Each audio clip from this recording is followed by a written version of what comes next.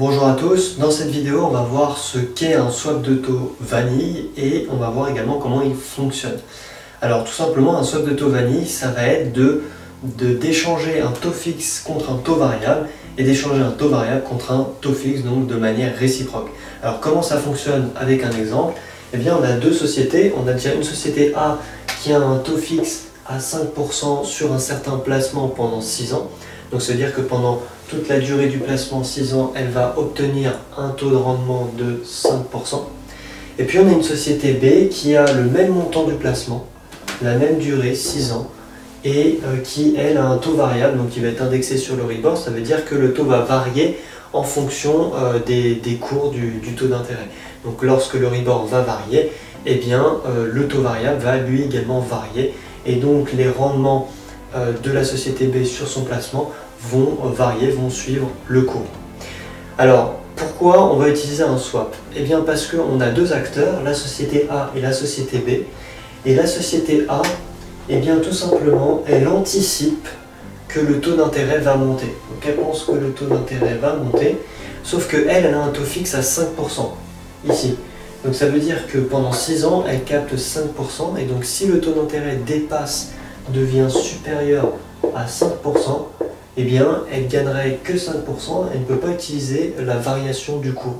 Donc elle, vu qu'elle anticipe que le taux d'intérêt augmente, eh bien elle a plutôt intérêt à utiliser un taux variable. Donc elle cherche un taux variable sur un montant qui est le sien, sur une durée qui est la sienne.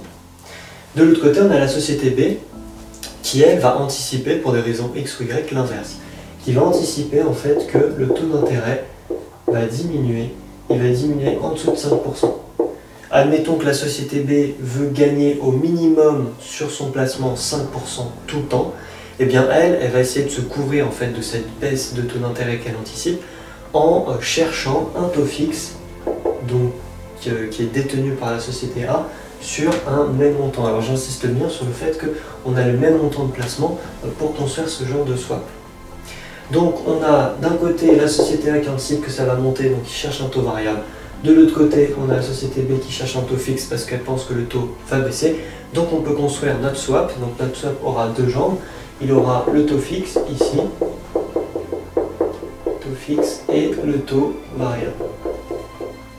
Alors qu'est-ce qui va se passer? Eh bien, les entreprises se mettent d'accord et donc la société A qui va capter des retours sur investissement donnés par son taux fixe, eh bien, elle va donner ses retours en investissement à la société B parce qu'en fait elle échange son taux fixe. Et la société B qui capte un retour sur investissement de par son taux variable, donc qui va suivre les fluctuations de l'Euribor, eh bien elle va donner ses rendements à la société A. Donc en fait c'est comme si la société A passait en taux variable et la société B passait en taux fixe. Alors on peut représenter en fait ce type de swap ici avec une échelle de temps où à chaque fois on a les différentes années jusqu'à 6 ans, c'est la durée du placement. Donc on voit bien qu'on a les intérêts conférés par le taux fixe qui sont en bleu à chaque fois, qui ne varient pas.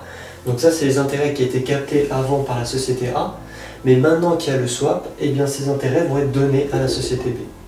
Et puis en rouge, on a bien sûr les variations. Donc là par exemple ça descend, c'est 85 en dessous de 100, mais là par exemple 115 ça va monter. Donc ça suit les fluctuations, les variations des cours, et donc ces rendements de taux variables vont être donnés à la société A alors qu'elles étaient captées avant le swap par la société B. Donc en fait on voit bien qu'il y aura forcément un gagnant et un perdant, c'est-à-dire que la personne qui a eu les meilleures anticipations, eh bien, va pouvoir gagner beaucoup plus. Donc en fait il faudra faire la somme sur tous les rendements bleus et tous les rendements rouges pour savoir si c'est la société A ou la société B qui a eu raison de faire ce swap. Donc voilà comment fonctionne le swap de taux vanille. Merci d'avoir regardé cette vidéo, mais les amis, l'aventure se poursuit. Vous avez d'autres contenus qui vous attendent gratuits évidemment pour plus de réussite, plus de performance et plus de résultats. Vous pouvez également liker, partager, laisser un commentaire sous la vidéo et aussi vous inscrire à ma chaîne YouTube pour recevoir automatiquement toutes ces vidéos. Voilà, je vous dis ciao à tous et à la prochaine.